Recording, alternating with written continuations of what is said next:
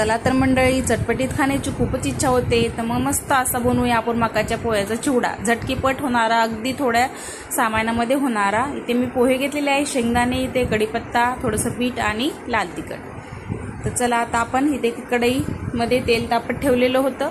आता आपण थोडे थोडे पोहे करून हे सर्व पोहे तळून घेतलेले आहेत बघा. इथे लगेच आपण शेंगदाणे पण तळून घेणार आहोत.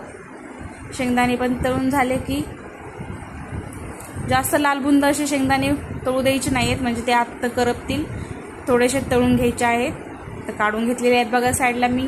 आता इथे कढीपत्ता पण तसंच खरपूस असा तळून घ्यायचा आहे. तर चला झालेला आहे, आता काढून घेऊया आपण. इथे एका भांड्यामध्ये पोहे टाकलेले आहेत मी, त्यामध्ये टाकून घेऊया आपण तळलेला कढीपत्ता. शेंगदाणे घालून घेऊया आणि त्यात घालूया आपण लाल तिखट.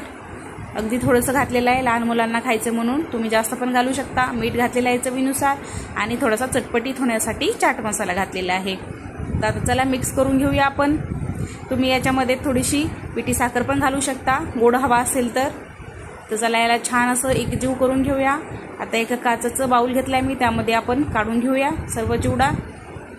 मार्केटहून आणायची काय गरज आहे, आपल्या घरीच बनवायचा सुंदर चटपटीत असा मस्त पोह्याचा चिवडा. तर किती सुंदर दिसत आहे बघा. तर नक्की ट्राय करा तुम्ही. रेसिपी आवडते लाईक करा, शेअर करा, कमेंट करा आणि सबस्क्राईब करा.